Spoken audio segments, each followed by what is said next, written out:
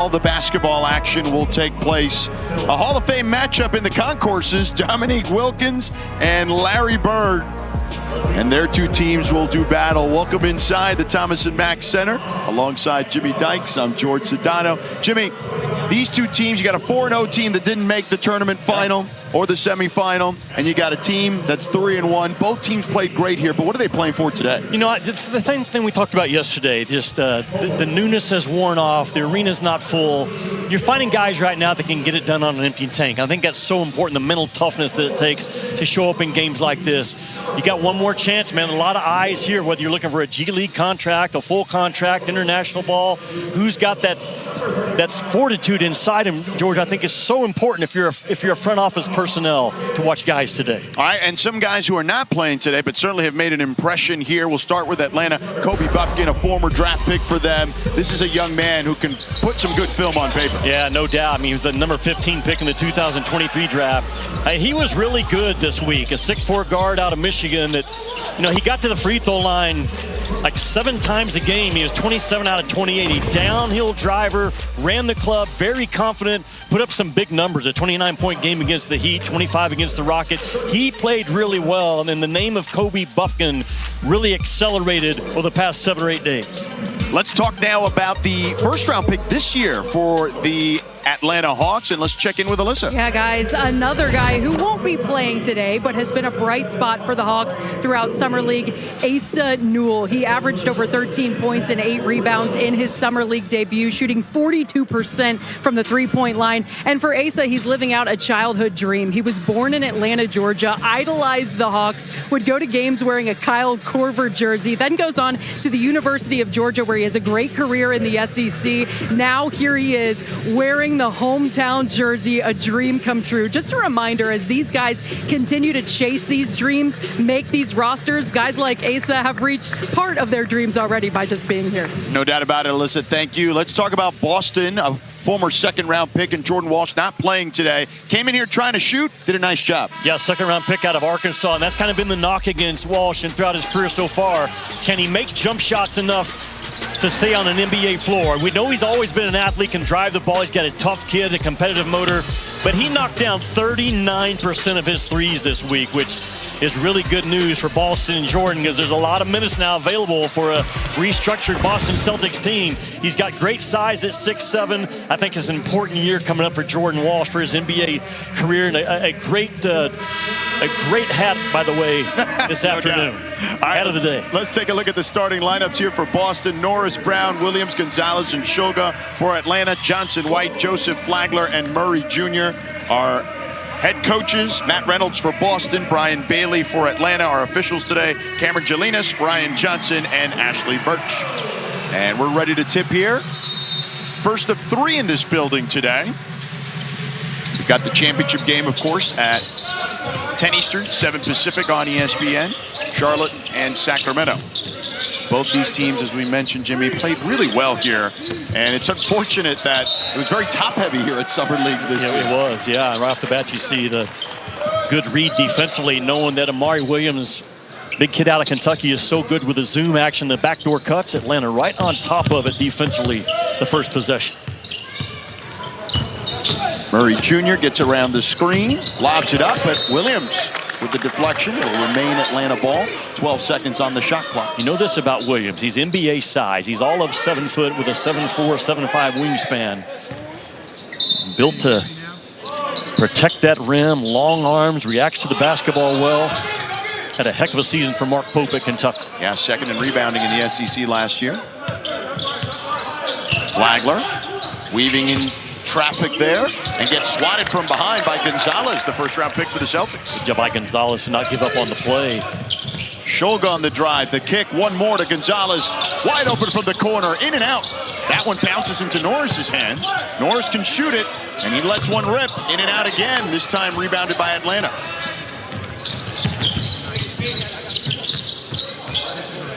Murray thought about it, gets it back, now surveying. Flagler on the drive, finds White. Jack launches one up. No good. Off of Williams. Nope, he's able to save it. Yeah, good challenge of the shot by the Celtics. The ability to stay in front of the ball. We talked about it yesterday. So important at this level. Williams looking to the corner. Brown pump fakes, drives baseline, and gets the slam. Such a quick athlete out of that corner is Brown. A little bit of a foot fake, and in one bounce covers about 15 feet and a hard finish. One of the most efficient Celtics here at Summer League this year, Kendall Brown. Corner, Jack White again. And doesn't get the shooter's roll. Norris steps into a three-pointer, misses there. Well, he's had two good looks, though, huh? Oh, there's no doubt. For a guy his size, it comes off clean. You think it's going in. And he stepped out of bounds. So Atlanta with a turnover there by Flagler. And that crowded corner for shooters is normally where they get tripped up. They'll take that little back step into their jump shot. Flagler that time just lost control, lost his foot discipline handling that ball, and the turnover results. Norris again, a good look from three. This time he buries it. Okay, so what I like about Norris, he misses his first two, and on the third one, there's no hesitation. He shot the third one just like he made the first two. Some signs of mental toughness by Norris as a shooter. Murray, nice bounce pass, but too low. Turns it over there. Corner now. Norris lets it rip one more time. Can't get that one to fall. 25% in the game so far, but he's shooting it like he's 50%, right? Oh, definitely no confident. hesitation. No question. Johnson lines one up. Too strong. Rebound Brown. Atlanta just not getting a lot of good looks early. The offense is stagnant. One pass and a jack. Push shot for Brown is good. 7-0 Celtics. George, it doesn't matter what level of basketball we're talking about. If you can't stop the basketball up top, you got no business hanging in games. And Atlanta defensively just way too easy to start this one. Murray Jr. A late contest, but he buries it. Good job by Atlanta finally to get that second and third pass. That wasn't the extra pass, that was the right pass. Extra passes result in turnovers, right passes result in good looks. Gonzalez with the spin, kicks it to the corner to Brown. Celtics reset, 10 seconds on the shot clock. Shulga loses it. Now in the corner to Brown. Williams up top, 4 seconds. He launches the grenade. Williams misses on the front end. One of those half-two shots, though, by Williams. He caught with a short clock. Oh, what a move there by Murray. Float game. No, doesn't bounce in. Williams with the rebound. Just the presence of Amari Williams made what looks like an automatic two a difficult shot. Spin move by Gonzalez. Air ball, but he gets fouled. And we've called Gonzalez's names a couple of times now, and this is a kid that's only 19 years old. First round pick by Boston and just finished up his pro career in Spain maybe 2 or 3 weeks ago. What jumps out about this guy on film, even in international ball, he's got a motor and plays hard. Hasn't always shot the ball great, 25% from three in Spain, but 37% so far in Vegas. This guy's got a lot of upside. Well, Jimmy, you know, he plays on Real Madrid and plays with a bunch of men. Yeah. So he doesn't get a lot of playing time with the big club, the senior club. But when you look at his FIBA numbers, you know, under 19, things of that nature, when he's playing with guys his age, he's phenomenal at that level. Great size. He's all of 6'6". And again, the fact that he's got a high motor and he plays his tail off is what Boston saw in this kid as much as anything. And Boston, over the years, they have found guys like that that just absolutely outwork you. I think Gonzalez will be another one of those. Gonzalez also a 6'10" wingspan. That one off the window for Atlanta. It's another tough shot, though, by Atlanta, although it goes down. Yeah, that shot diet is not great. Turnover here for Boston. Stevens comes up with it. Just not there. That pass might be there in Spain. It's not there at this level. But Gonzalez will learn the speed of the game a little different level. Stevens connects on the three-pointer, and we got a tie ball game. Big guys that can shoot are so valuable in the G League or the real league. That middle ball screen, pick and pop threat for a big of great value. Stevens just did it well. Kendall Brown for three, way off. Brown working on that shot. We know he can play defense. He's a great athlete. Flagler misses long there. But they want him to shoot that. They want to encourage him because he's got the D part. He needs to get the three part down. In and out for Gonzalez. Norris, right place, right time. He's blocked there. Atlanta on the run. Murray sizing up Shulga. Drives into the paint. A dish to Stevens. Stevens with the easy finish. Really good find, though, by Murray. Really created something out of nothing because he took the ball into the crowded part of the defense. But a late good find, and appreciate Stevens having his hands ready on a very sharp pass from about 8 feet away. 7-0 run for Atlanta. Ends right there as Norris hits another three-pointer, his second of the game. And again, you're looking at a guy that's all of 6'8" with long arms. You forget how big and how much size there is in NBA games, even at the Summer League. Flagler on the fadeaway, no good. And Williams gets fouled by Stevens. So we'll step aside. 1-point game for the Celtics early on here in Vegas. NBA 2K26 Summer League is proudly sponsored by NBA 2K26, rated E for everyone, and in part by Walt Disney World Resort, the most magical place on earth.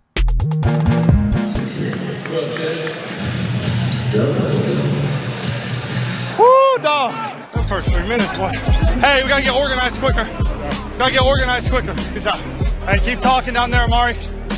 Keep talking. Keep talking. Good job. Stop, boy. Hey, Ryan, next play. Next play, next play, next play, next play, next play, next play. Corner. Here we go, here we go, here we go. Here we go, rebound on 3, 1, 2, 3. Try my best not to cry. This was 2017's draft day. The Boston Celtics select Jason Tatum. There's no better feeling than hearing Adam Silver call my name. I was so nervous. My hands were sweating. Best day of my life. I know I got a son. I know I've accomplished a lot. And hearing your dream come true is by far the best moment of my life. Are you ready? You know what time it is, right?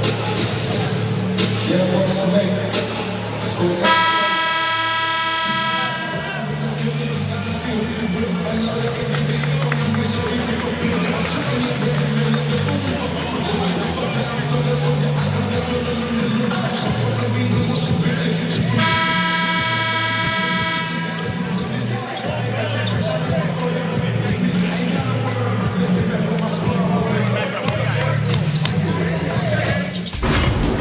Summer League action in Las Vegas wraps up tonight on ESPN and the ESPN app. Coming up here after us on ESPNU, Memphis and the Clippers. And tonight on ESPN, the Summer League Championship game, Sacramento and Charlotte, 10 Eastern, 7 Pacific. Playing for a ring, right? No doubt. How many diamonds? How many carats in that thing? 2.75 That's carats. good. That's more than I've got in mind. Me too. Williams on the drive. Pump fake. Left hand is good. That's really good out of a timeout to get Williams as a 7-footer. He's very comfortable, very confident, and very strong, driving left with force. Finish through contact. I just think there's a lot of upside about 77 in white.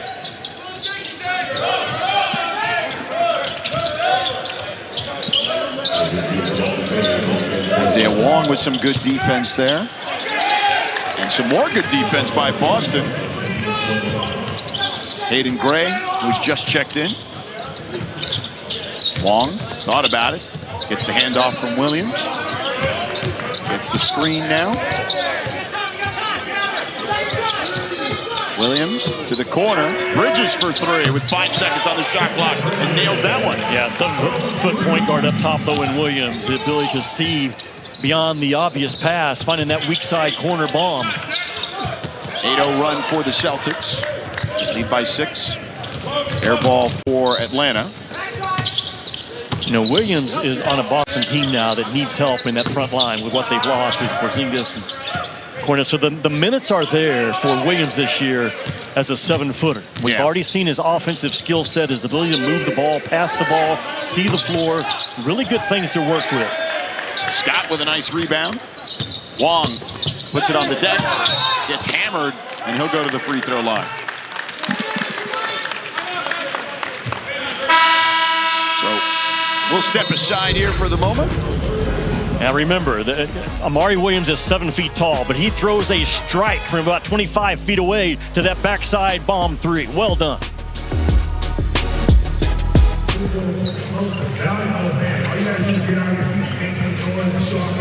This is great, man.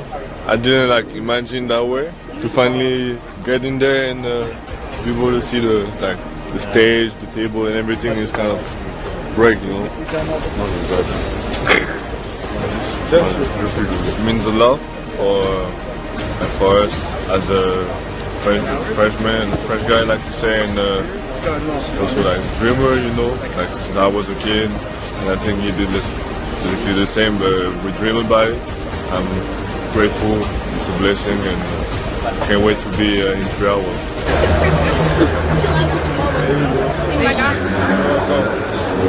Thank you.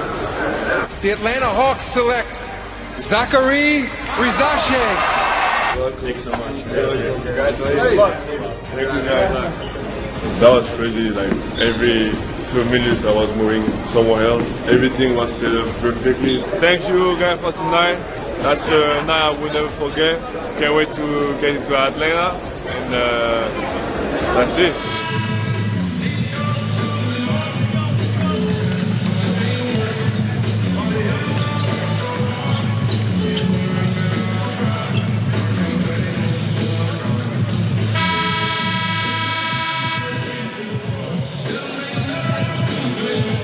Welcome back to Las Vegas. Not only is it key experience for the players here in Summer League, but it really is for the coaches too. Matt Reynolds, Celtics Summer League head coach, started in college as the team manager of Syracuse men's basketball. He then had a couple of stints at the high school level, then went on to UNC Asheville and Eastern Michigan. In October of 2013, Boston was looking for a film room intern. So Matt's sister was friends with Bryan Adams, who had recently worked for the Celtics. He's currently an assistant at Alabama with Nate Oates. Adams put in a good word. Reynolds got the job, and now look, he's the head coach of the Celtics during Summer League. He said every Thanksgiving they cheers to Bryan Adams. How about that? Yeah, I would too if I were him. You know, Jimmy, that film room has brought a number of good head coaches. I know Matt's trying to work his way there, but I mean, no better example in the history of the NBA than Eric Spoelstra.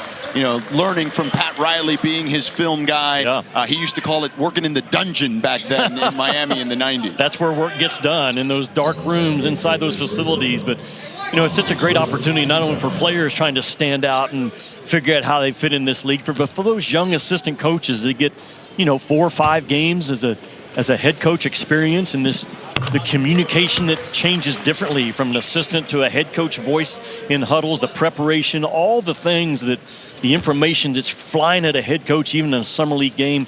Really good opportunity for Matt Reynolds. And I tell you what, he's under 2 of the best guys in the business, and Brad Stevens, the general manager, and Joe Mazzulla. There's not 2 better guys to learn from for Coach Reynolds.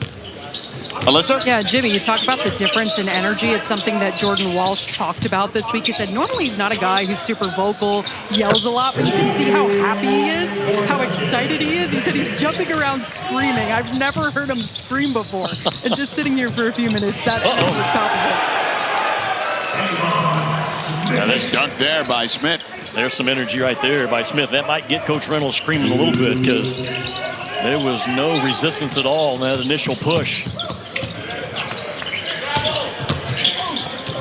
Isaiah Wong kicks it out. 3 ball no good. Ball batted around. Celtics come up with it. Scott's got it on one knee. Tries to get it to Wong. Can't handle it. Ball headed the other direction. Flagler. He throws a wild pass, and that's intercepted going the other way. Gray puts on the brakes. George, you're looking at guys right now that they're trying to find a way to stand out, whether it's their first year or second year, and you got to get folks' attention. Like, I go back to what T.J. McConnell did early in his career. He made the decision to pick up 94 feet, get in better condition than anybody else in the league, and as a result, he's made himself into a 10-year pro by just simply playing to exhaustion. And I think that's what all these guys in Vegas, they're trying to find something that separates them from other people. Yeah, and T.J. McConnell's a great example of it. You got to excel at something. You do. Flagler on the step back. Gets that one to fall. It's interesting you said that. I used to be an NBA scout for Seattle back when they had a franchise. I worked for a guy named Gary Wortman. He's told me 2 things. Find me a guy that can do something at the NBA level every single night. Find me that one NBA skill. And secondly, only bring me guys that get it. And what he meant by that was guys that know all the intangibles. They're going to be great locker room guys. They understand carving out roles in the NBA, but you've got to find something that you can do every single night in this league if you're going to stick. Absolutely. They can teach you some of the other stuff. No doubt. But if you have one elite skill, Yes. they can work with that. Yeah. So 10-second separation, game clock, shot clock, 9-point ball game. Celtics leading. Zach Hicks hit that last three. He's on defense there, but McVay on the curl. And the three ball is flying now, and guys are connecting. McVay drops one there. I'm a big fan of McVay. This is a guy that's 29 years old, still out here battling, and very, very good. And that ball screen popped to a three shot by 32 in red. Isaiah Wong gets the step. Can't get the roll there. So we have a foul, though. So Wong will go to the free throw line as the officials are going to review to see if the shot was off before the horn. So our officials. Replay is being used to see if the foul was occurred prior to the expiration of time. It felt like he got it off in time to me. Yeah, plenty of time. He certainly got fouled before the clock expired. And it's, what they're looking at is when did the foul occur? Bam, and it's right there. And it's, probably 0.8, 0.9 on the clock. Yeah, plenty of time. I get it. Be safe than sorry there. So Cameron Jelinas and Ryan Johnson are at the monitor at the moment. Isaiah Wong, if he does get fouled and go to the free throw line and everything works itself out the way we expected, let's listen in here first. Replay has confirmed that the foul occurred with 1.3 on the game clock. Isaiah Wong will shoot 2 shots with 1.3. So Wong will go to the free throw line. As I mentioned, Wong led the University of Miami, Jim Larinaga, and that squad to their first Elite Eight and Final Four in back-to-back seasons. Had a heck of a career. I mean, he was the 2023 ACC Player of the Year and a second-round pick by the Pacers. Now he finds himself right now with bouncing around with some two-way deals with both Charlotte and the Pacers. But Isaiah Wong is wired to score, and he's got some maturity about him, even in that last sequence, understanding game clock winding down. You don't settle for a tough one. You drive that ball and drag the officials into the play. Very well done by Isaiah Wong. Isaiah Wong misses the front end. High basketball IQ, obviously, when you're that kind of player at that level in that conference in the ACC, leading that team to where they've been to. Again, they'd never been there before him. Yeah. Are you athletic enough below the shoulders to stick in this league, and are you smart enough above the shoulders? The heave that doesn't count here in Summer League. No heaves under 3 seconds, but we got a 7-point lead for the Celtics after one.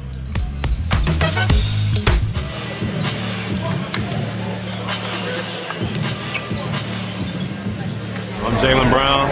One day I'll be here in this final. I want to get here so bad. I will be here. The 2024 Bill Russell Finals MVP goes to Jaylen Brown. To be honest, I'm at a loss for words. I don't even know how to describe it. None of it feels real. Yeah, right now I got like an adrenaline rush. To be here in this moment now, through all the years, through all the doubt, through all of the ups and downs, through all of the adversity, through all of the everything, it just makes the story that much sweeter. But I can't even put it into words. Like,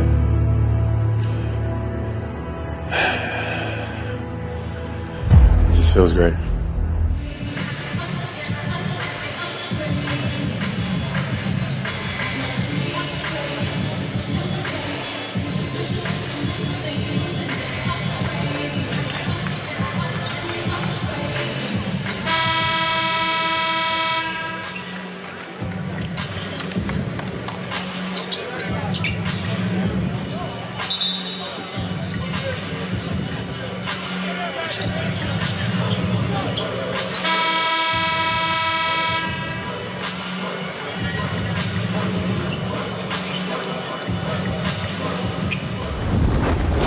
Last day of Summer League here. How would you describe what it's been like playing with this group? It's been amazing. I got a great group of guys. We're just trying to finish out strong and be able to go 5-0.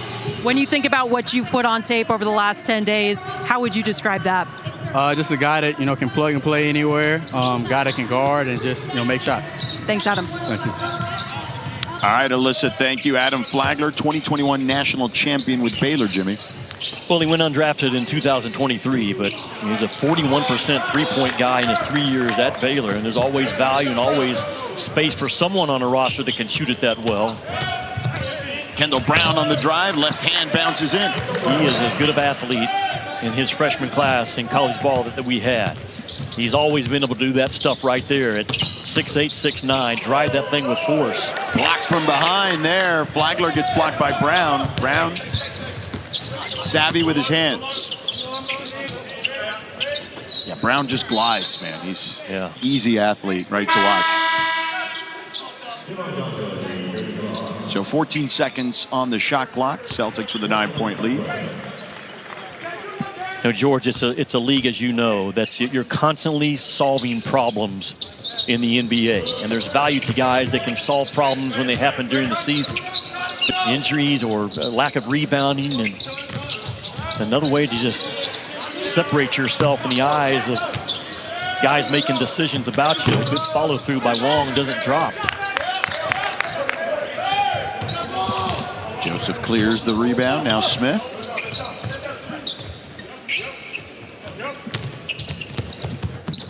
Joseph finds Johnson on the curl. Offensive foul. That one on Joseph.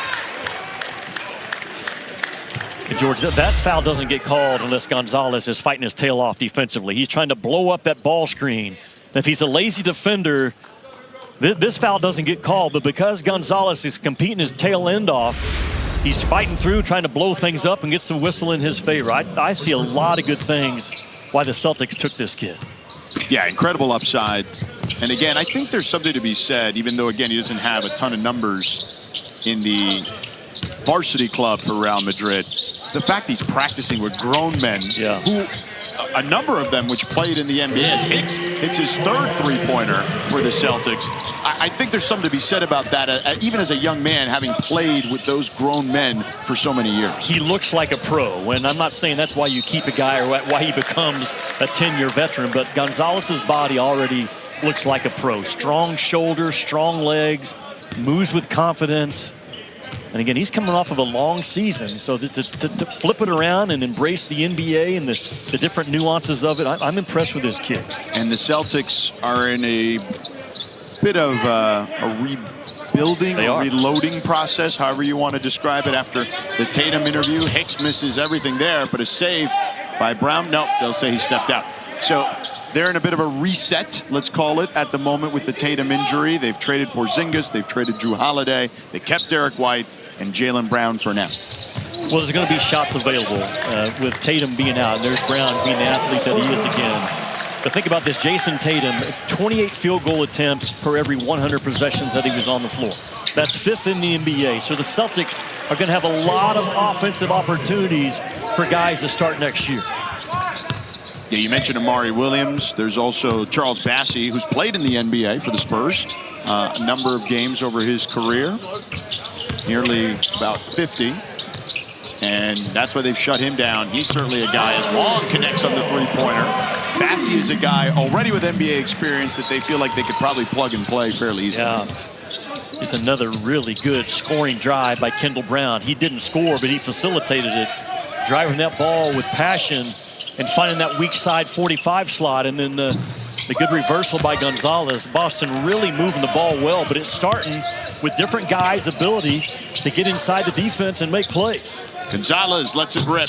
Too strong. Rebound Johnson. A little mechanical on his release. I can see why he's 25% in his pro career so far. Hicks comes up with the rebound there. But good ball handler for his size. Wong to the corner. Brown pump fake. Now trying to back his man down.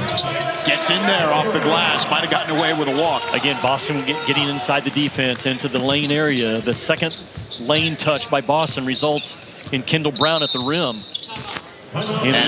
Sorry, go ahead, Jim. Well, I'm just saying defensively in this league, if you can square your guy up and play him chest to chest, you can get away with a lot of contact. You give up angles and line driving angles, that's on you. And that's what Atlanta's doing right now.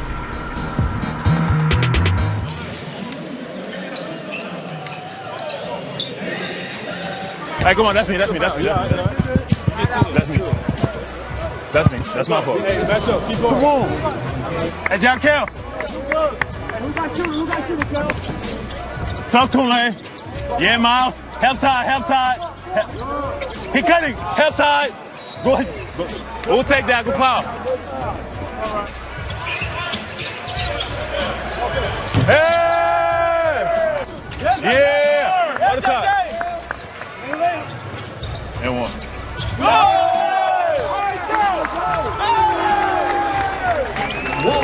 That's gonna be on the edit tomorrow, boys. Down Cal, same energy. Get talking to them.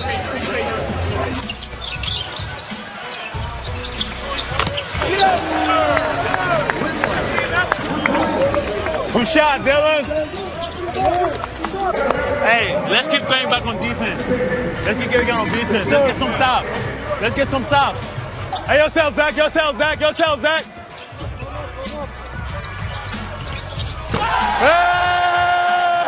Hey, Nico, you take.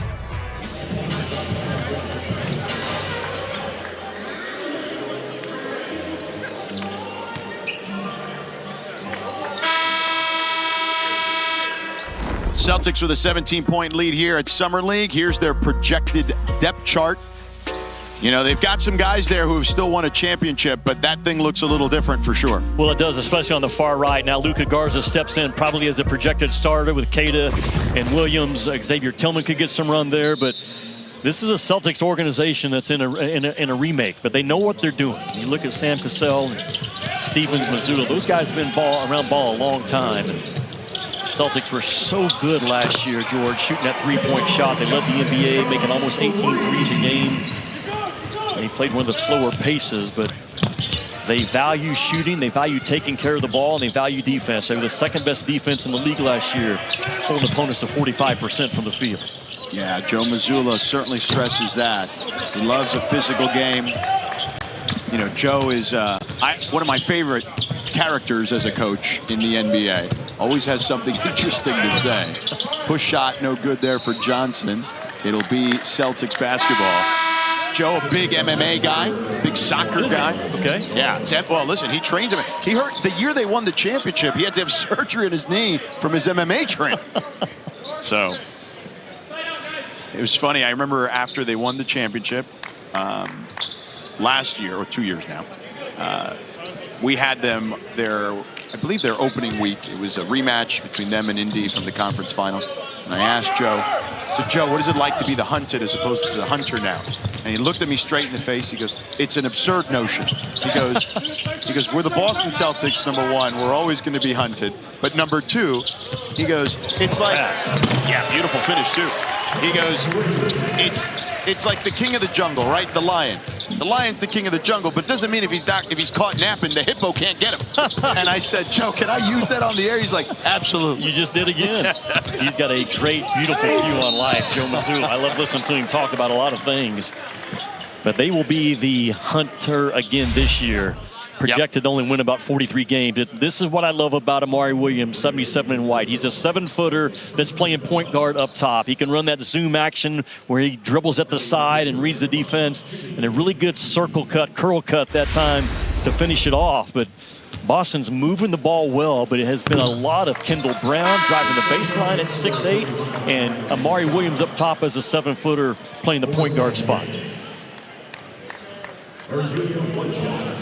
Yeah, the Celtics projected to be about 18 losses worse than they were a year ago. They were about 61-21, second in the East, but not where they're being projected right now. Yeah, you know, look, to their credit, they realized with Tatum's injury, that window's closed. They got to start a new one. No doubt. Bridges fires for three. No good. Williams, already with 4 assists, was looking for his 5th there. 3 ball on the way is good. A sharp shooter right there. And Johnson connects. Well, Boston got mismatch in the transition defense right off the bat. Williams was caught outside with a shooter. Oh, using the body of Amari Williams. One of the biggest parts of transition defense, George, is does your 5-man run with the opposing 5-man? If so, then you can match up 1 through 4. But if that 5-man gets mismatched in transition, bad things happen, and that's what happened to the Celtics on their last transition. So Kobe Johnson misses. Williams goes up top. Snagged there by Kobe Johnson, headed the other way. It just wasn't there. As good of an athlete that Kobe Johnson is, that ball's got to be higher. Javon Johnson misses the three. The putback, no good. Twice there, they had a shot at it and couldn't connect. So Jack White misses there 2 times. Leading Gray. Trying to shake Flagler. Norris checks back in. He hit 2 threes earlier. 4 seconds on the shot clock. Shot is up. No good. Rebound Flagler. Oh, excuse me, Murray. Murray from the free throw line extended. Gets that one to fall. Got to be able to make those. In that drop coverage, you come off of the guard, and that defensive 5-man is sitting back in that lane. You have got to be able to stick those shots at the nail. Really well done by Murray on that one. 11-point ball game. Norris misses on that one. Hits the deck, but recovers. Von Johnson. Nifty moves to get through the paint.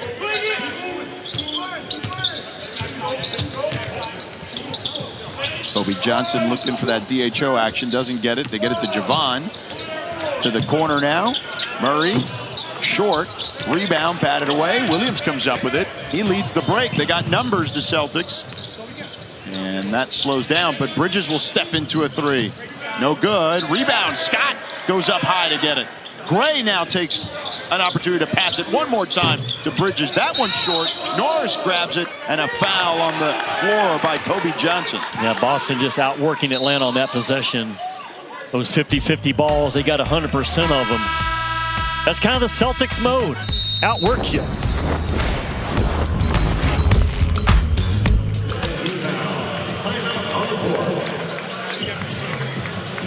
Go, nice, go. Okay, hold it. Get the ball, pass it, turn it up. Today we're at the University of Pretoria. We're doing a junior NBA basketball clinic, and what we're doing is we're just imparting some skills on dribbling, passing, shooting, and all the fundamentals of basketball. What we like to see in junior NBA is lots of smiles, lots of fun. You know, that's when the kids learn more. If you make the experience enjoyable, the kids pay more attention, they're more engaged. We learned a lot from the coaches, got a lot of insight. Good to see people take interest in it, and it's a good sign to see. You're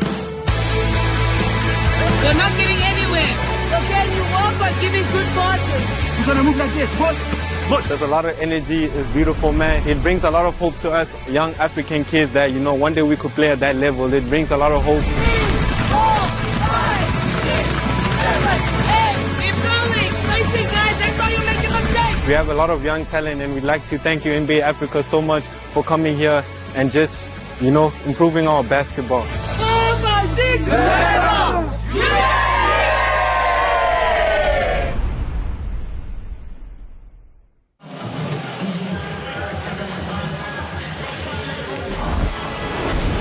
Welcome back to NBA 2K26 Summer League.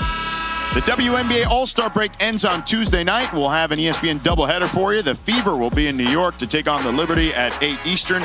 Then the Aces host the Dream. Our coverage begins with NBA Countdown at 7:30 Eastern.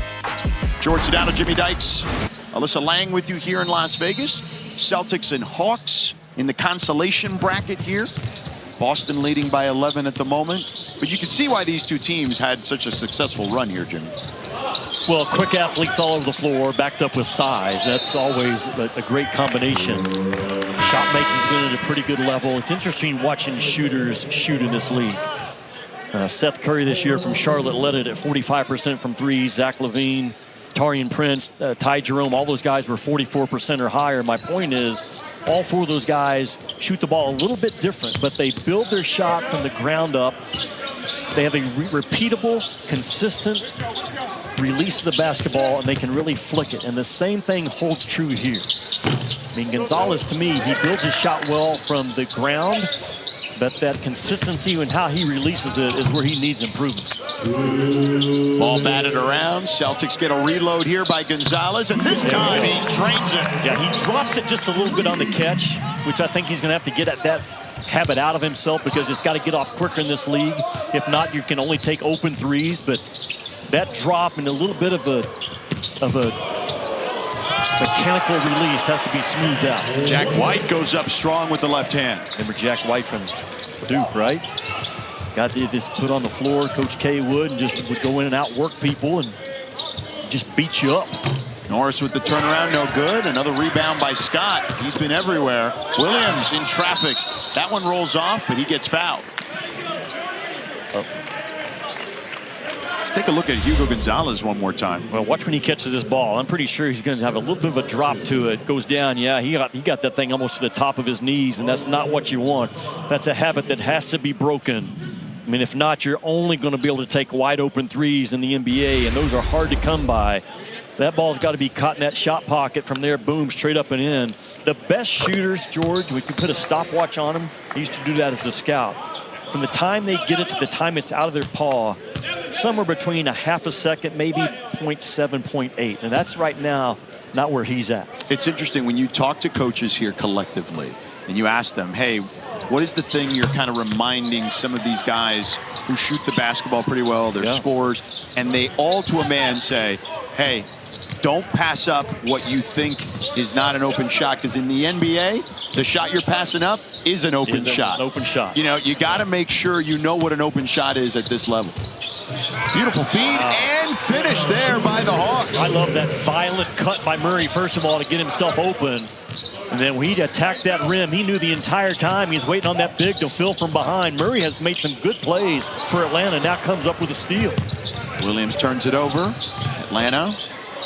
They had White in the corner earlier. Now he gets it on the drive baseline. Left hand, no good. Rebound, Joseph. McVay steps back and fires and connects. I'm a big fan of Jack McVay. He's 29 years old out here auditioning right now in the NBA Summer League. He led the Tasmanian Jack Jumpers to the NBL Australian title in 2024. My favorite thing about it. You got a Jack Jumper jersey on you? I don't, but it sounds like one I'd love to get. He just knows how to play the game. He cuts off the weak side of the floor right now. I'm talking about 32 in red. Jack McVay, 29 years old, just out here competing with all that he's got, and he's produced well the last 9 days in Vegas. 5 seconds left here in the half. Williams to Shulga. 2 seconds. Shulga lets one go. Wide of the mark, and that'll do it for the first half. The Celtics with a 48-39 lead here. A good team effort across the board by Boston. All right, coming up next, Jimmy's Summer League standouts. Stick around. We'll be back in just a moment. It starts with you. Oh, okay.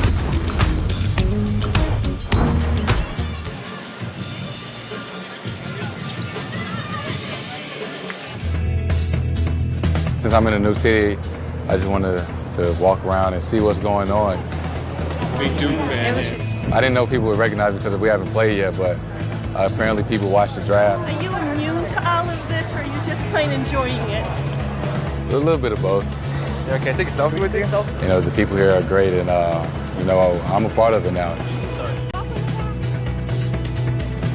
Boston is an interesting place. It's a big city. I just wanted to get out here and experience everything. Can I get a lobster roll? Sure. So is it like those options, chicken starter or this? I've never had oysters or a lobster roll, so this is the first. I heard it was good. So I just eat it like a hot dog? Fire. That's real good. I just eat it. That's very good. I never had one.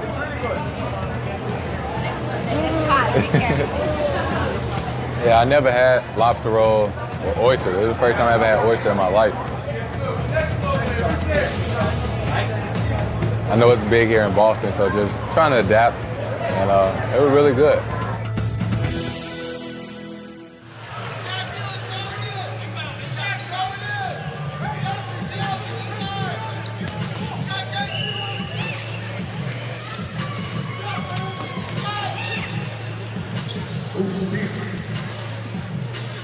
Give it up for him. They're playing hard.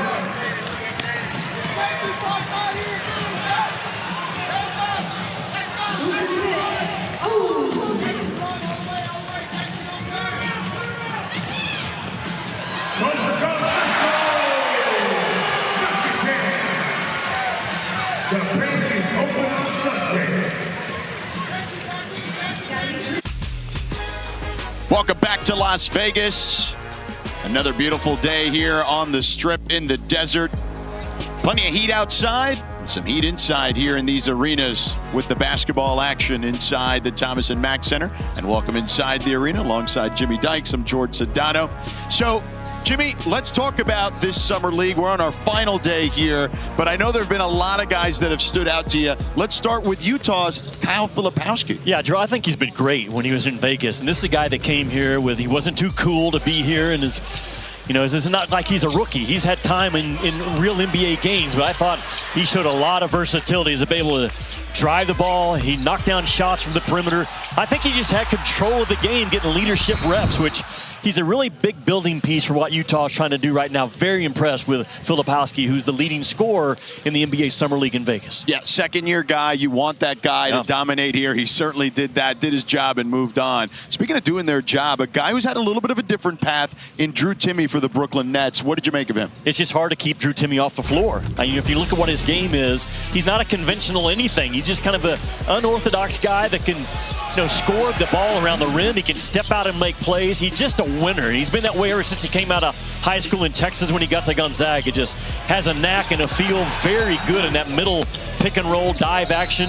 His ability to put the ball on the floor was so impressive in Vegas this week. Drive it, got fouled, finished. I just think Drew Timme is a guy that you want on your roster.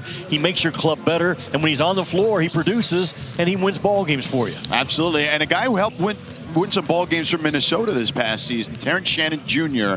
TJ did a fantastic job for this team. Last year, played an integral part in a playoff win for them in the Western Conference Finals. This young man came here with business on his mind. Yeah, TJ's always been that big, physical, NBA body-looking guard.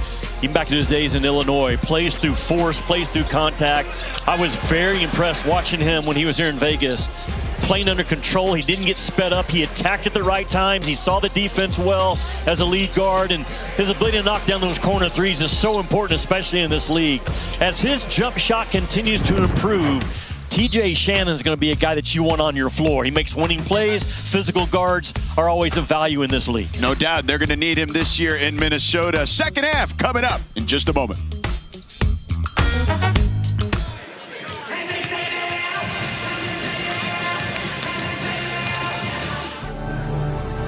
This is crazy. I haven't seen this picture in forever. I'm looking at a young, joyful man. And now I'm old and still joyful. This was mom's style. This was my style. Now we ain't got a shirt on. And it's beige now with boots. So, you know, we grow up, but it's been a good journey. The kid had a dream. He felt like he was going to be here, so he always believed. Never stop. Stay consistent. And whatever you do, whether that be basketball or anything else, always finish what you start. And play like the world is watching.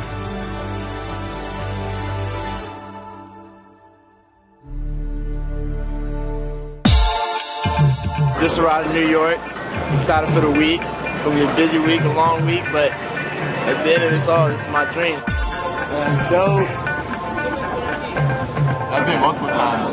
I came for a Jordan Brand Classic, came for a few tournaments growing up too. Probably feel a lot different tomorrow. It's good though, it's fun. It's just been a long journey for me to get here, but all the hard work is paying off now. Starting at the other forward spot, standing 6'7" from Georgia, number 21, Dominique Wilkins. Detroit, however, was 7-1, Atlanta 3-5, and Thomas stripped it away from Eddie Johnson, who made a great pass, and there is Dominique. 2-2. And the way they did a year ago, go to their pattern game. Wilkins again. Right in front court, here is Wilkins' jumper short. He steals the pass. Down low, round field jams. Good play by Dominic. And rebounded by Danny. Here's a lead pass from Matthews to Dominic for the jam.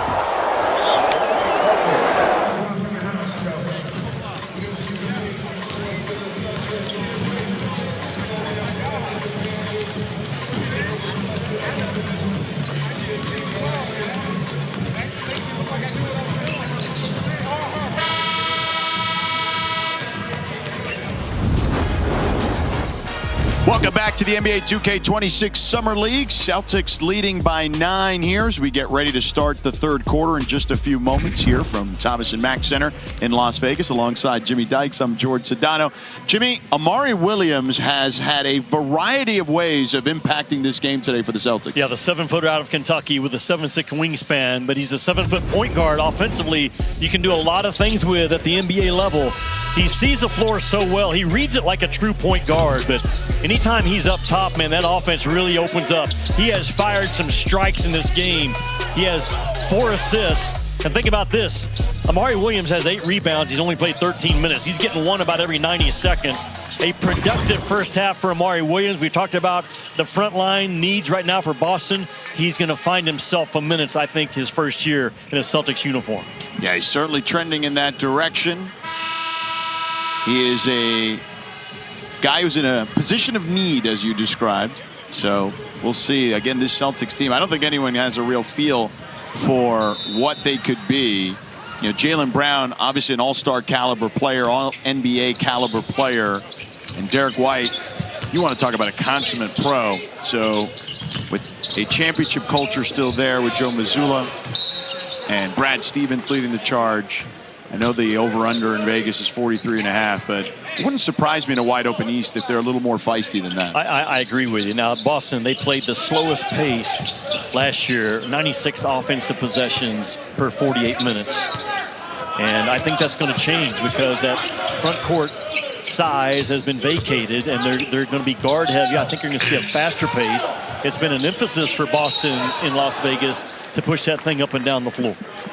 Boston in a zone to start the half here, and Hawks not able to convert. We have a foul on the floor on Jack White, and the Celtics inbound it near their own bench. Boston was so good last year, George, offensively. Part of the reason why they won 61 games. 120 points for every 100 possessions that they had. Watch out. Joseph with a good finish. Yeah. Crowd starting to fill in here a little bit as they slowly trickle in for the championship game.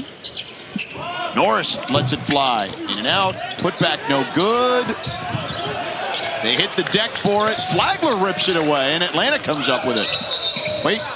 And we have a travel. So the Celtics will get a reprieve here. Well, just a strong effort hustle play, right, by Flagler, because there was like a 70-30 ball, him being the 30% guy, but he comes up with it. This thing gets on the floor, and it looks like Greg has it right there 70% of the time, and Flagler says, thank you very much, with an easy rip. So Amari Williams, by the way, starts on the bench. His day may be done, a travel by Greg. So Greg in his place in the starting lineup. I was talking to Amari Williams before the game. I said, what's different so far at the NBA level? He said, man, everything. Like the speed of it, the reads that I have to have. Is all the information being thrown at me. I said, how long will it take you to be comfortable and confident? So you know what? I'm getting there every single day. And those are the kind of guys that develop. They fight it in the film room. And I know this about Amari Williams from watching him so many times at Kentucky last year. He loves ball, and he loves to improve and work on his game. So the Celtics did their homework and getting Amari Williams in that second round. Welcome to the association, kid. That is it. Information flying at you pretty quickly. And you want guys, I do anyways, and you want a team that they don't have to always color inside the lines. You don't want guys that are robots and you have to teach them everything. They got to trust their instincts and cut it loose and let it go. And you want guys that can be efficient but color outside the lines. I want my team playing the same way. Now with Joseph off the window there. Yeah, I'm with you wholeheartedly. Right? You can't have 15 Boy Scouts. No, right? no. You know, you got to have some guys who've got a little edge to them too. White on the drive, kicks it to the corner. And yeah, it looks like Murray might have stepped out there, so it's going the other way. George, the coaches in the NBA, they know they got the best athletes in the world to work with. And if you choke them down and you draw up plays that are from point A to point B to point C back to point B, you're taking their strength away. Do you give them structure? Yes. Do you teach them how you want to play the game with spacing and ball screen action? Yes. But at the end of the day, the trust factor between coaches in this league and players in this league much greater than between college basketball coaches and their kids. Well, you're a professional. You got to be able to act that way. Off the window for Greg. Good job by Greg to roll out of it, show his numbers to the passer, and became a big target on that middle dive. I'd say a big component to that, though, of learning how to be a professional is who are the veterans on your roster? I think that has always played a huge factor in the NBA. Who are you learning from? We talked about it yesterday. The right influence on a rookie can extend that rookie's career overall by 4 or 5 years. Learning how to handle themselves on the road, decisions that you make with nutrition, how you rest, how you prepare, how you approach pregame, all those things. The wrong influence on a rookie will cut a rookie's career short maybe by 4 or 5 years. That's how important it is to get side by side with the right guy. Look at this Boston team. Al Horford, who's been on this team on and off for the better part of 6-7 years, maybe longer at this stage. And you want to talk about a pro's pro. Gonzalez with the finish there. Alley-oop from Brown. But Horford, I mean, this guy is the consummate professional. It's why even at almost 40, he's still as sought after a free agent as possible. He's just he's contemplating retirement at this point, too. Well, there's not a better locker room guy in this league over the last 10 years than Al Horford. And that's the value that he has. Sidestep for Murray, short.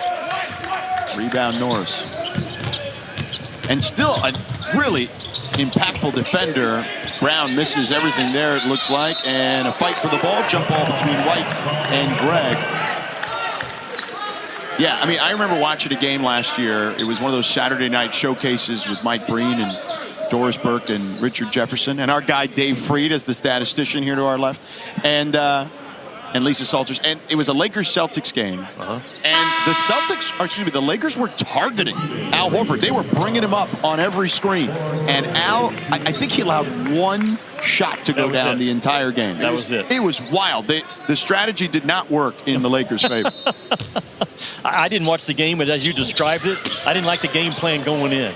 Why would you go at Al Horford, who's seen everything, understands every coverage that there's ever been in the NBA? Horford, number 3 pick in the 2007 draft out of Florida after winning some championships there. Blocked by Shulga. Still playing from that draft, Kevin Durant, Al Horford, Mike Conley Jr., and Matt Green.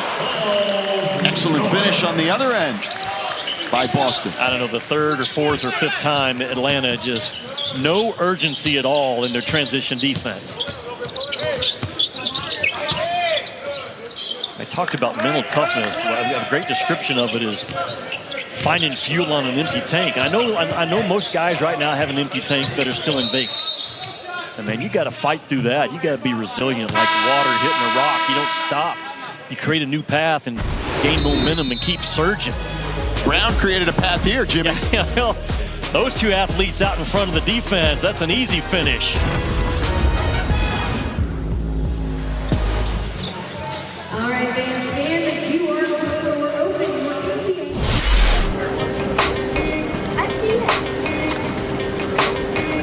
Welcome to Boston. Go Celtics. I mean, yesterday was just a dream come true. Just to finally, draft day to finally come.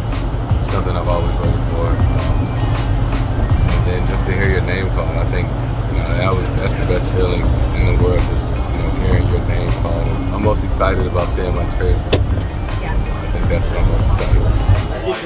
Your sneak peek at the jersey. Take a peek at it. First time in Celtics history, we got the new GE logo. That's awesome. There it is. We'll present it to you after. There it is. Big guy. Congratulations. Right there, Jason Tatum walking up to the podium. I would just like to say I'm honored and I'm thankful for the Celtics organization for drafting me last night. It was a dream come true just to be drafted and to be drafted by the best franchise in NBA history. So I'm excited to be here.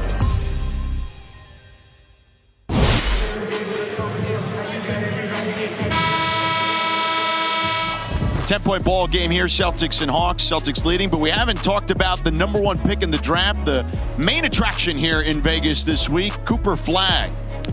Well, the numbers weren't great in the first game, but man, was he active. And the fact that he got off 21 shots in his first game in this Vegas Summer League told me a lot about him. And he bounced back and shot a high percentage in his game #2 before they shut him down. He's only 18 years old, and the value in this league for young guys continues to grow. And it doesn't just stop right now as you see the turnover in the NBA. I was kind of amazed at the Major League Baseball draft last week where Eli Willits, 17 years old, the overall #1 pick, because those Major League Baseball guys see the same thing that the NBA looks for right now.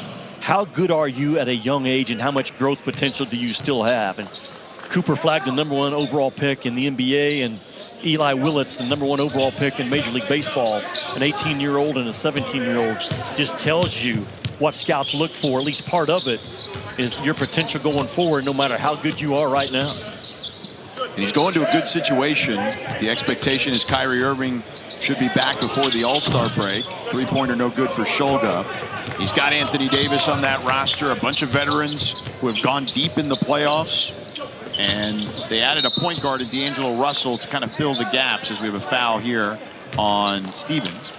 And, you know, D'Angelo Russell has been around the NBA for a long time, former #3 pick in the NBA draft. And again, you're looking for a stopgap at point guard. That's a pretty good player to have. Well, think about this. With all the advancement that we've made now with nutrition and the health and recovery and strength experts we have on NBA staffs, Cooper Flagg could be playing in the NBA in the year 2050. Sure. 2050, Cooper Flagg could still be going at it. It's kind of wild. 2025. Think about that. He's only 18, so what will he be? 43. I mean, LeBron hasn't gotten there yet. He might. Cooper Flagg is one of those kind of guys. I wouldn't put it past him. Johnson. Good shot for Johnson there. Cooper Flagg just looks like he belongs on an NBA floor within the first couple of minutes of a game. That size is unique. His defensive instincts are right there with guys that have played in the league for 3 or 4 years. Bridges gets held. That one on Kobe Johnson. But George, go back and watch any playoff game. If you can't finish your cut or make your cut when you're being held, you will not stick in this league. You're going to be grabbed and held and be physical with the entire 48 minutes. And Bridges did a good job that time of continuing his cut, even through some pretty heavy contact. And it is a must in this league. By the way, our man Dave Freed is Johnson on the drive. That one rolls off. Says that if Cooper Flagg lasts till he's 2050, he may be the first $2 billion player in the NBA. He could be. He could be. Shulga for 3. Nothing but that. Both you guys check back with me in 2050. And we'll check in with you. We'll check in with you. I hope I'm here. I got to be honest. Smith looking for Johnson. Kobe Johnson on the drive. Kobe Johnson with the finish. What did Kobe Johnson do well? He got the ball on the move. He wasn't standing still on the catch. He got himself behind that pass and ran into it, which gave him force going downhill with 2 long strides to the rim. A scoring move.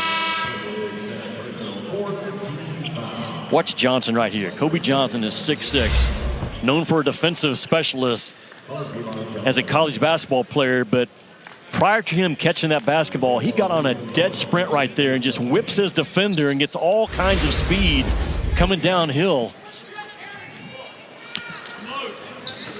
All defensive defender, played 3 years at USC, 1 at UCLA.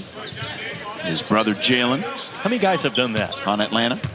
Played both at USC and UCLA. That's got to be. There's not very many. It is a short list. How many have played at Duke and North Carolina? Right. Indiana and Purdue. Scott for 3. Scott gets that one to drop.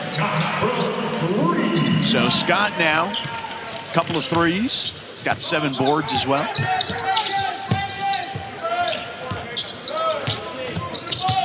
Point ball game. Atlanta still within striking distance. Smith dumps it in. And a fight for it. It'll be a jump ball. So Stevens able to corral it in. We'll step aside for the moment. 12-point ball game here in Vegas in the third.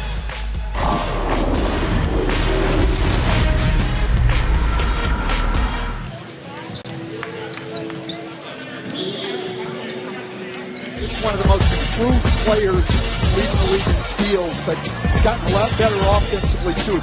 Group is scoring by 8.2 points per game. What a second shot, he hit it. Take it away! Daniels got the steal, and the Hawks have won the game. The Great Barrier Thief. Just one day, Larry literally come into me, he's like, I got a nickname for you. And he's like, Great Barrier Thief. Leads the NBA with over 3 steals a game. Tip ball by, poked away by guess who? Guess who? Guess who? Dyson Daniels again. Stolen by Daniels. It's all over. Most deflections in a single season. 400 of them. 87 more steals than anybody else this season. It's the highest average in shot shotgun at 89. Can this guy go to work? The Great Barrier Thief has 8 picks. I'm poking up the ball, I'm poking behind, just trying to make them uncomfortable. I think the whole world is seeing the most improved player in Dyson Daniels.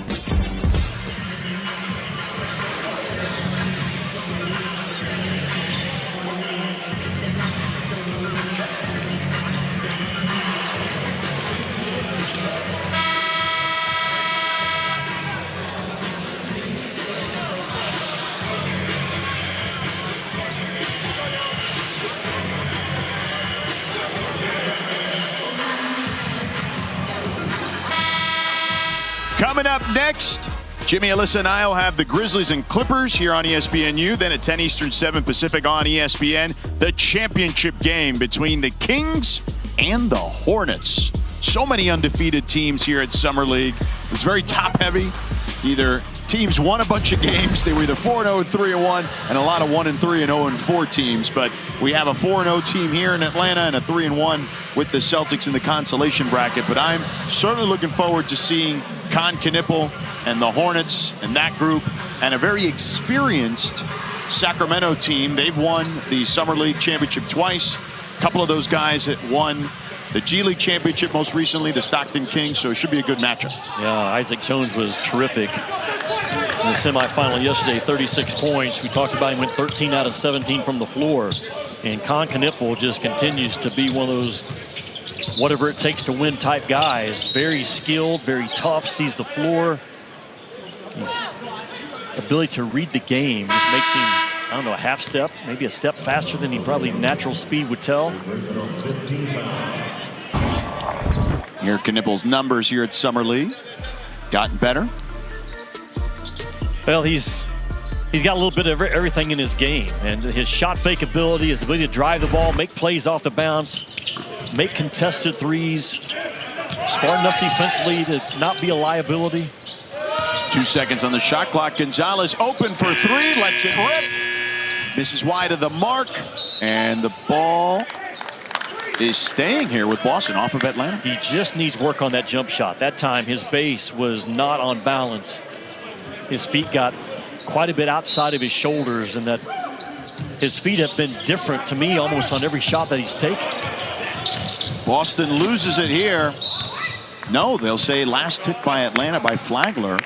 It went through a couple of different hands, but here's the jump shot again for Gonzalez, as you were referencing. Yeah, you build your shot from the ground up, and look how wide his feet get. I mean, his feet are outside of his shoulders, and I don't love that. Now, if you're going to consistently do it, that's one thing, but I think his footwork, the discipline that he needs trained with, and it'll come at this level, but it certainly needs some work. What a finish there by Wong. Athletic move. Smith from the free throw line, the pull-up, in and out. You're not the former ACC Player of the Year like Wong and don't have the ability to score. He's not the biggest bodied kid, but we've seen some guys that have got it done at this level, but very crafty, has always been, even back to his college days. Finished off at about a 65% on his rim shots. Celtics up 14. We saw Knippel's numbers earlier as we were talking about the championship game, and we saw Flag's numbers a moment ago. That first game, there's a lot of pressure on that first game because the buildings are packed. People want to see you in that first game. And by the way, the other team doesn't want you to get some numbers on them too. No, they don't, especially guys that maybe been in the league for a year prior to you. Knippel and Cooper Flag, Trey Johnson, I think, is the best bucket getter we've had in Vegas. All those guys have faced that first game, and I thought they handled it well. The stats maybe don't back it up. Just watch them on film, the confidence they played with, very impressive. Yeah, I would agree. You like Trey Johnson? Oh, he might be one of my favorite players out of the entire draft. You want to talk about a guy who can score at every level. Gonzalez gets fouled. He'll go to the free throw line. To me, through the first 2 games that everybody played, I thought he was the most impressive one out of all the lottery picks. He worked harder than anybody I saw last year in college basketball. Out of all the games that I covered, I think I had Texas 4 or 5 times, and he was always working prior to practice, working after practice. The kind of guy that wakes up with a plan every day. I love his life about him. I love his smile, I love the joy that Trey Johnson plays with, but he is just a guaranteed bucket getter, I think, in this league. Oh, no doubt. You want to talk about, we've been talking about elite skill sets. Yeah. He can score and shoot from anywhere, really. And we saw that in those first 2 games. That is something that translates right away, especially on a young team that he's on. He should be able to find minutes early and often, I think. Yeah, he's all of 6'5". He's got great size and a great mindset. The confidence that he plays with for a young kid is uncommon. Largest lead here for the Celtics at 18.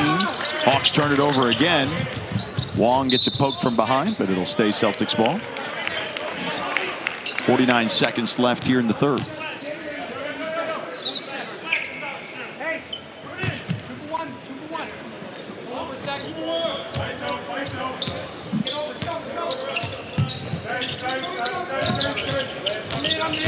Gray on the drive, gets all the way to the cup, and gets it to drop. Well, Flagler gave that to him about the timeline, trying to force him down the side in the middle of the floor. And a good read and a good attack of the rim.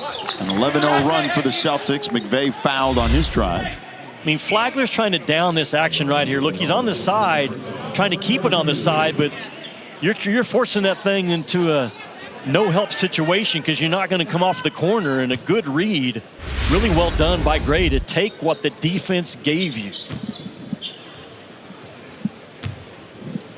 Your guy McVay at the free throw line. Summer League access is 1 tap away with the NBA app. Download today to follow tomorrow's stars and keep up with every game with real-time highlights and scores. McVay played for the Australian Summer Olympic team in 2024.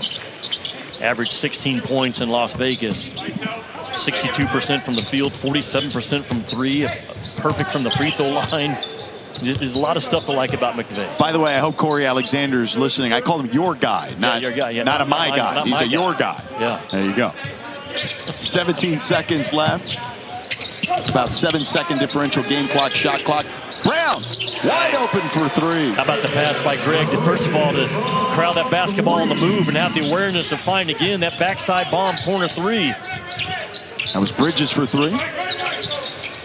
Flagler, step back. He gets fouled on the three-pointer by Isaiah Wong. He got into the feet of the shooter. Here's what I'm talking about. Just you jump and get into those feet. Very, very close to being penalized for it. And we have a timeout by Boston with 1.4 seconds left. They're going to challenge. Yeah, they should. Yeah. I wish we had this rule in college basketball. Protect those shooters' feet.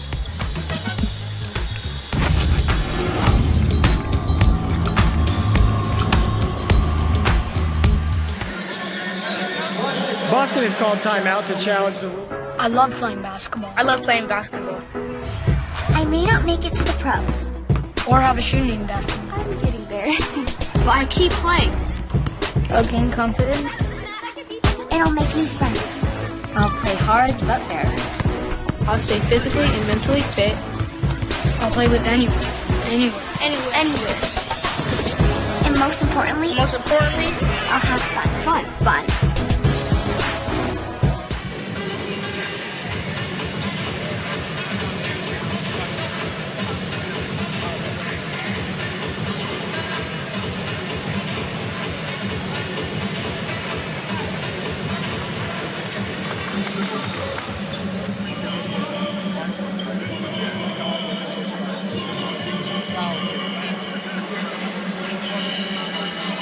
Here's a look at that challenge by Boston. Isaiah Wong gets called for the foul there on Flagler.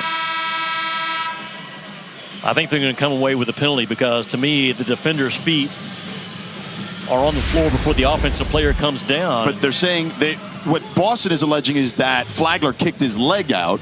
So if that's the case, you know, then it would be Boston's ball and no foul on Wong. So let's see. That rule instituted as the Reggie Miller rule. Well, Reggie he's had his feet interfered with as a shooter time and time again. I talked about we need this rule in college basketball. Landing zone. Yes, yeah. So many ankles get turned and foot injuries because defenders come right into the foot landing area of those shooters. And here's Cameron Jelinas. After review, it has been determined that the shooter kicks his leg out in an unnatural shooting motion. Therefore, the call on the floor is changed to a no call. The challenge is successful. Boston will retain their timeout and their ability to challenge once more. At the time of the whistle, neither team had imminent possession. Therefore, we will have a jump ball at center circle between any two players that were in the game. So there you have it. So that was as good of a description of a replay that I've ever seen. Right? I mean, there's a lot to cover there, but there's that right leg kick out. It's just enough, and a good use of Matt Reynolds and his staff to say, hey, go look at this. This is what we saw. And the call goes in Boston's favor. So jump ball. It won't be Boston ball. I thought maybe they would have given it to Boston. It'll be a jump ball instead. And Atlanta wins the tap. Johnson with the launch, but that'll be after the horn anyway. All right, we're going to the fourth quarter. 21-point lead for Boston.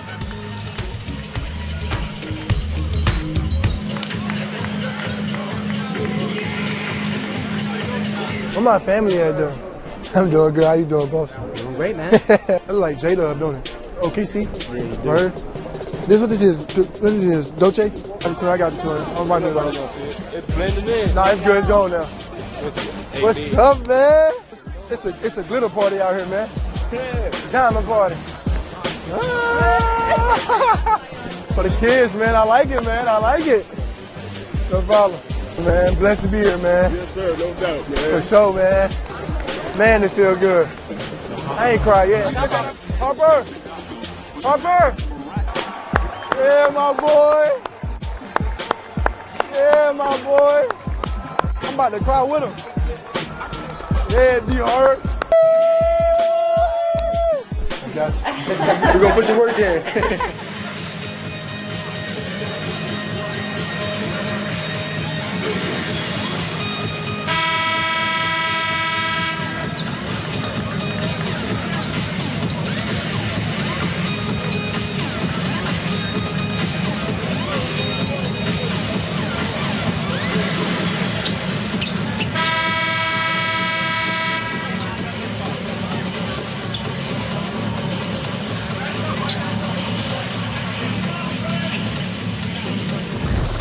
Here's the Hawks depth chart heading into the season. They're a team that certainly is on the rise. The expectation is Jalen Johnson, who's been phenomenal for them as a young player out of Duke, will be back from that horrific injury. And this is a team that people think can contend in the Eastern Conference, Jimmy. Well, they can. They were 40-42 this year. They finished 8th in the East. Now they're led by, we all know, the NBA leader in assists in Trae Young, who, it's amazing. He still only weighs 165 pounds. How he's held up in this soaking league. wet, by the way. Soaking wet, by the way. What I like about Atlanta is how fast they play and how good they are offensively. I think only Memphis and Chicago played at a faster pace this year in terms of possessions per game. Atlanta had like 102 offensive possessions per game for 48 minutes, which is fast. Where they need work is on the defensive end of the floor. They've got to get better. They were 28th out of 30 teams in the NBA in field goal percentage defense, and 28 out of 30 teams in the NBA in three-point percentage defense. Allowed way too many points, 119 points per game. And that's an area of growth that this Atlanta program has to take, right? Yeah, Hicks steps out there. The thing with that is interesting to me is that you look at Quinn Snyder teams historically, those teams in Utah were all great defensive teams. And I just think the personnel is not there yet necessarily. And it's challenging, obviously, with Trae, who's an unbelievable offensive player, put back there by Joseph. But, you know, defensively, he's a guy that people are going to call up and they're going to challenge every time. And it all starts, man. It all starts there with a point of attack on that defensive ball pressure and getting that ball under control. But Atlanta has got to find a way if they're going to climb up in the East out of 8th position. Defense is where it has to get better. So you got to get guys around him. You got to make sure all those guys around him can defend at an elite level. And I think they're trying to get to that point. That one trickles in for Atlanta. Flagler again. Flagler has 7 points now.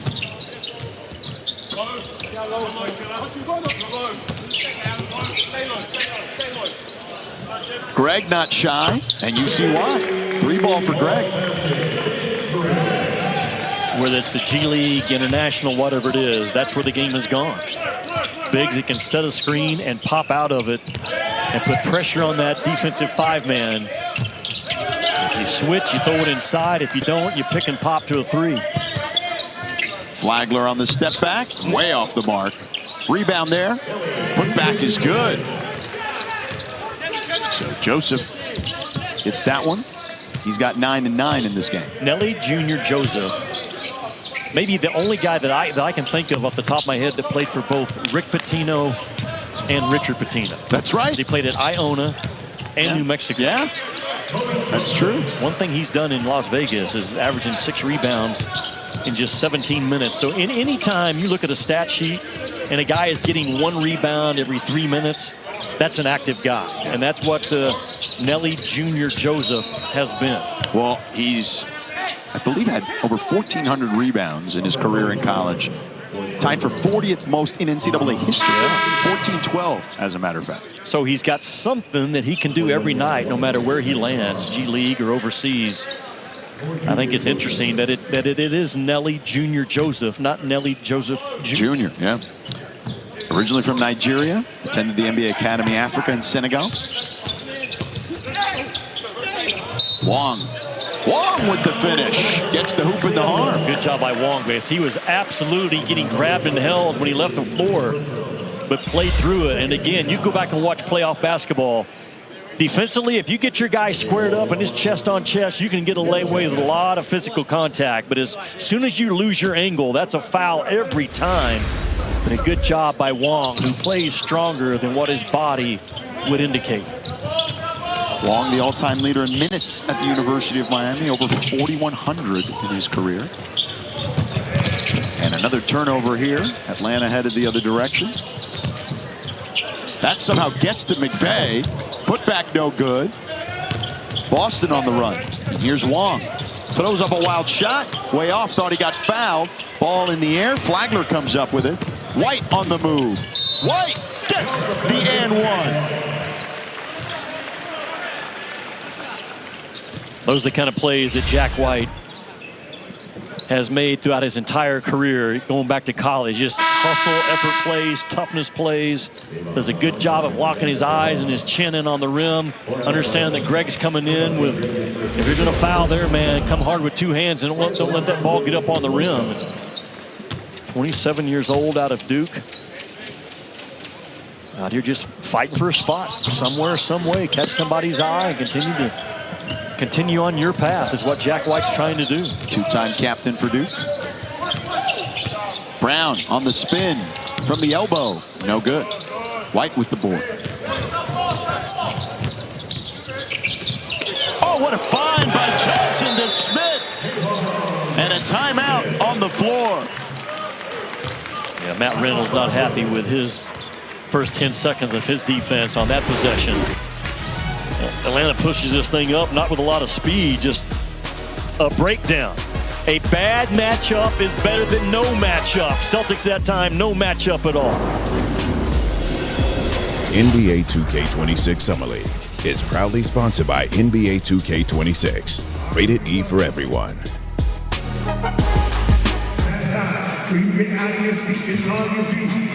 This copyrighted broadcast of the National Basketball Association may not be retransmitted, reproduced, rebroadcast, or otherwise distributed or used in any form without the express written consent of the Queen!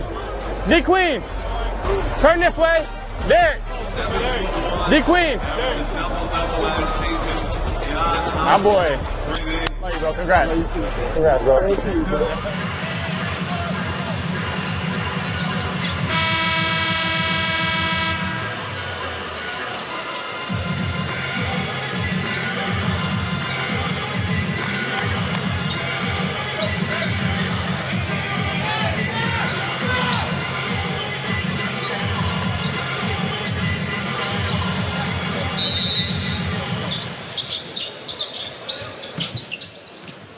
Back here to Thomas and Mack. The Hawks' a little mini run here was at about 20, the lead for the Celtics, and now down to 14. So within striking distance with about 6 minutes to go in this one. George Sedano, Jimmy Dykes, and Alyssa Lang with you. Greg fires away. Greg, nothing but net. Well, he's shooting with confidence, isn't he? 6'10", 6'11" out of Gonzaga. Knows offense. If you play for the Zags, you know how to run offense as a big out on the perimeter. He's got 8 points now and a foul. And then come out of the timeout. Matt Reynolds wasn't happy with his defense. He calls timeout and then goes immediately to spreading that floor. That's just simple 5-out offense, and finds 52 in White on that right 45-degree slot three that he has knocked down a couple of times in this game.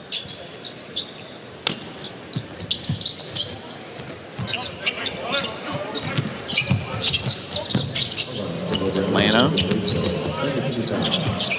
Great pass there. And a good finish on the follow as Johnson picks up the loose change. 15-point game.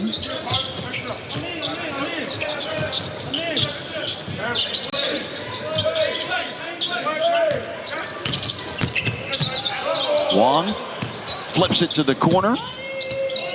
Now Gray surveying. Greg on the drive. Greg dumps it off for Brown. And no, a 24-second shot clock violation. Greg had an angle at the shot, I thought. Yeah, he did. He should have taken it himself. Just about a half second too late on the delivery and the release of the basketball. Greg gets right there. I mean, at that point, you just got to go up, and a crowded pass and just doesn't quite get out of the hands of Brown in time.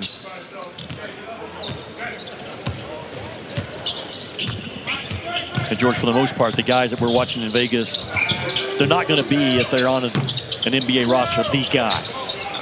You're going to get limited minutes, but you look at the league, only 12 guys in all of the NBA last year averaged 36 minutes or more. Josh Hart led the league at 37.5 minutes per game. So there's minutes out there for guys that can carve out a spot and do what you do for those 5 or 6 minutes you come in. And that's what you're trying to show right now on this last date of summer ball in Las Vegas. Good defense by the Celtics, and good offense on the other end as Bridges connects on a three-pointer. Bridges have been very good at those corner threes, and good job of sprinting, a vicious, violent sprint by Bridges to be set in transition. Johnson short on the three. You mentioned the guys, the minutes. Almost all the top, I believe 5 of the top 6 are Knicks. They play for Tom Thibodeau. Yeah, they do. Bridges gets an open look. Short on that one. And a whistle. It'll stay here. Defense to offense on this one. Well, Bridges played at West Virginia and then Baylor. Did a good job of running the floor by the Celtics. Finally, the message was sent by Matt Reynolds in the last timeout about transition defense. And then Bridges, boom, feet set, body behind the ball, the pass delivered right in the shot pocket. And there's no dropping the basketball for Bridges like we saw earlier from Gonzalez. That thing was in the shot pocket and up and out at a pretty quick rate. Bridges has 3 three-pointers, 11 points.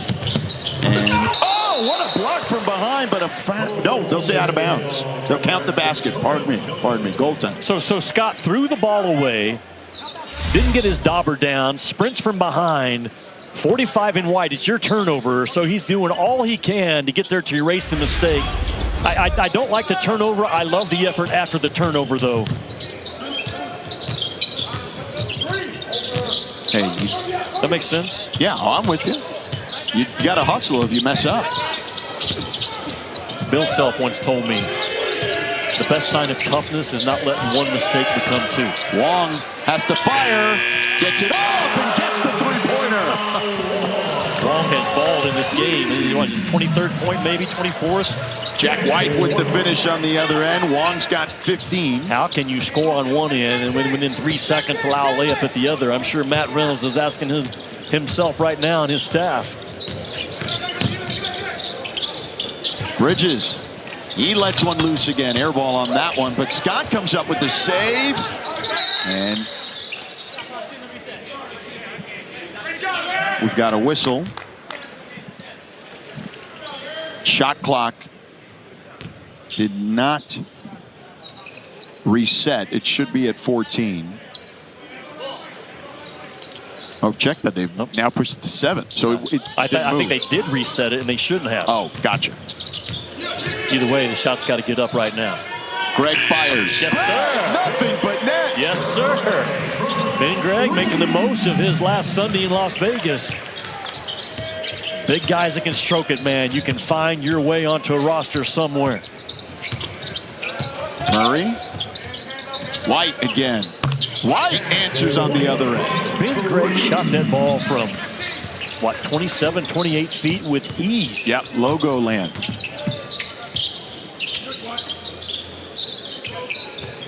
Greg's like, feed me, man, I'm hot.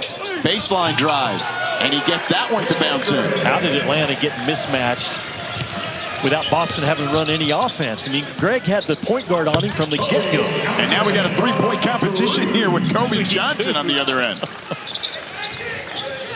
So 2 minutes to go, 16-point game. The skill level in this league, even at this level, with guys just trying to fight for spots. It's ridiculous. Another three for Gregg. I mean, it is. It's just ridiculous. You nailed it. And a turnover. Boston comes up with it. Scott picked it off.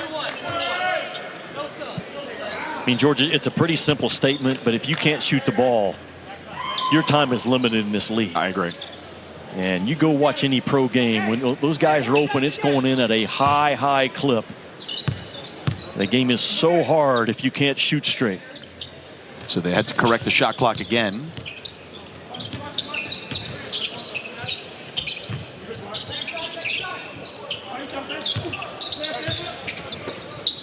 Bridges on the drive. Stops, pops, and gets that one to drop. Good job with the mid-range game. Gregg initiates that with that zoom action, the dribble at. Got a back cut and then finds Bridges and make a play out of the corner. Timeout. Hawks will step aside. This one winded down here for the Celtics.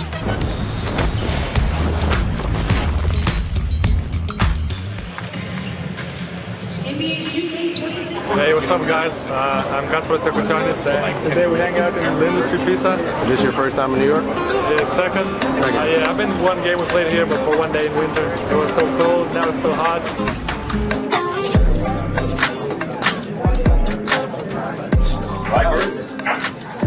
Good. That's the New York way. You're already eating like a New Yorker. The New York way? Yeah. You fold it like that, so you're already eating like a New Yorker. Oh, I didn't know that's good. Yeah. It's good. It's like, I expected something like this, and it's pretty good, to be honest. It's the beginning of something new, you know, the beginning of my dream, to continue reaching my goals. So it will be cool, but, you know, I have to start working from day one. So.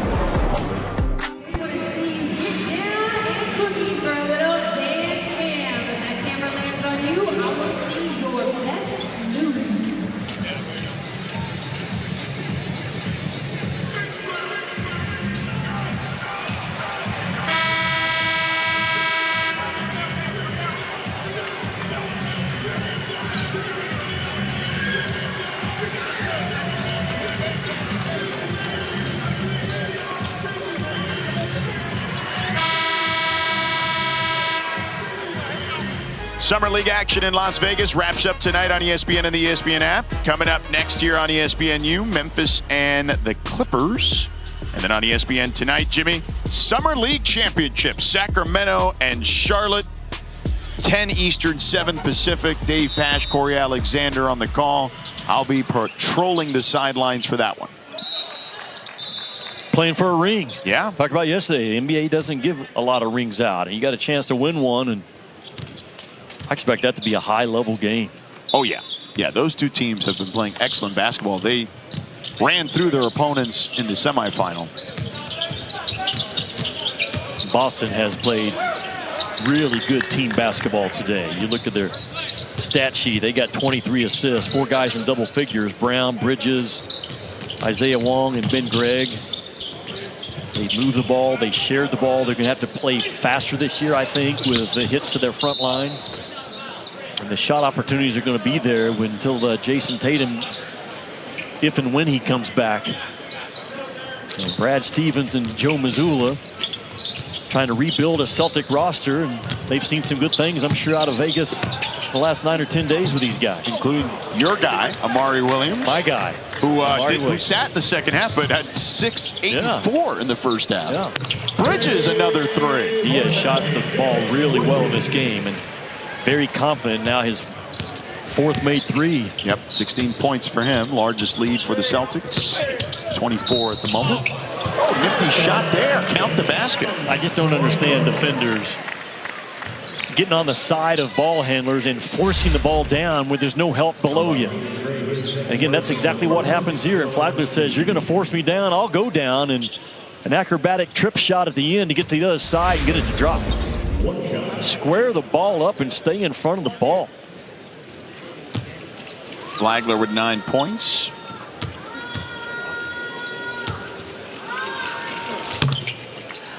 Gets the and one, and the 3-point play the old school way.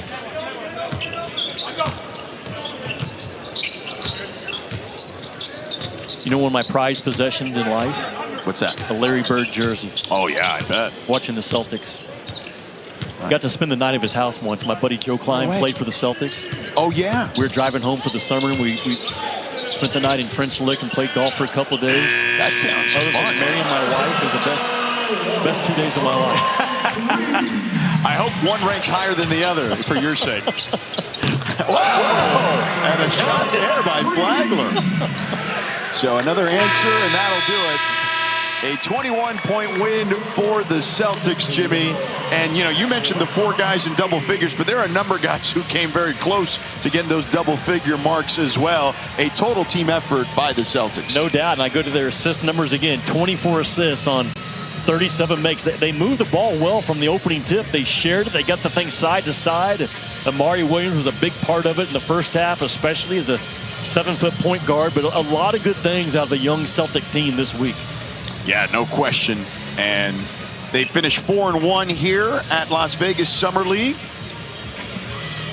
Jordan Walsh accomplished his goals. We saw Charles Bassey sit down after a couple of games. The expectation that Bassey, I'm assuming, will be with the big club at some point. And Walsh will continue his journey with the big club as well, as he played 52 regular season games last season, including 3 appearances in the postseason for the Celtics. And this Celtics team, again, a lot of fines for them. Brad Stevens and company doing a great job finding guys. And Alyssa's was one of them, Amari Williams. Amari, Summer League officially coming to a close. How would you evaluate the way you played over the last 10 days? I mean, I was kind of shaky at first, just trying to get used to the new playing style, but I feel like it's been fun. I feel like the whole team played well when we played together. So. You mentioned that new playing style. What's your biggest takeaway having been out here with NBA guys over the last 2 weeks? Just that the game's different. You got to learn to find new ways like how you did. It's not the same as college, so just trying to find new ways to be effective. I feel like that's something I learned over this course. If I know anything about you, you're going to hit the gym as soon as you get back home. What are some of those things that you're going to work on that you learned out here? Just finishing. I feel like screening is a big thing. Boston emphasizes on too. So just little things like that, rebounding too. So I feel like overall just everything. What was it like playing with this group of guys that you had on the Celtics team out here in Vegas? I mean, it was great. I feel like we all meshed well, kind of unselfish guys, and it showed on the court. So I feel like it's been a fun experience. Who did you lean on? Maybe some of the veteran guys or other newcomers to try to help just come through this journey for the first time? Yeah, I mean, in training camp, Baylor and Jordan Walsh, I feel like those 2 guys were the vets for us. And anytime any of the rookies or the new guys were confused, that's who we'll look to. So I'll say those 2. Amari, before we let you go, how does Las Vegas compare to Lexington, Kentucky? It's a lot different, that's for sure. Not as many foams, but yeah, it's definitely different. So. Thanks, Amari. Congrats on a great summer. Thank you. Appreciate you. All right, Alyssa. Yeah, certainly a little different, I would say, Lexington and Las Vegas. But 2 things stuck out to me there, Jimmy. Number one, when asked about the things he wanted to work on, he immediately said screening and details. That was number one. That goes to show you that kid's locked in. I wrote the same thing down. You're either cheating off my notes or we think alike, but that's what Boston does. They screen, they share the ball, they move the ball, and they were at a high clip in this game. So as a result, it ended up with big numbers for a guy like Isaiah Wong, but I just love the team culture and the buy-in. and really the vision that Boston has already cast, even on their summer league team. This is how we play. This is who we are, and this is what I want to see for you. And I thought the 5 games that Boston played here in Las Vegas, they did a really good job of following the lead of Matt Reynolds and Joe Mazzulla and Brad Stevens and what they wanted to see from their club. The best teams in any sport, really, but certainly in the NBA, have great cultures, and Boston is certainly one of those. They do, and they thrive in player development. They know exactly what they're looking for.